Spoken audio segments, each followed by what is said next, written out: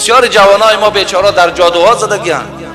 امروز خدا برکت دهد بسیاری برادرایی که رقیه خان داریم میروند از همون جنها خلاصشون میگردانند با قدرت الهی.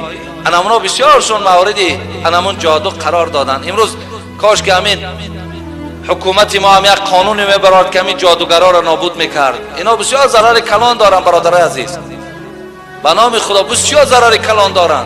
تصور کن که یک بچه را وقتی میبندن، گویم میبندن در یک خانه نه، در دو خانه، هم خانه زن هم خانه مرد هم خیش و توار، یک مصیبت کلان است. چی دهشتایی است کی میکنه؟ یک انسان. این خیلی بدبختا هم زیاد داره. برای همین شما دائم قل اعوذ برب الفلق، قل اعوذ برب الناس خوانین، آیت الکرسی را خوانین، بدناتون مالین، تو از شر اینا شما ضرر، از اینا ضررشون با شما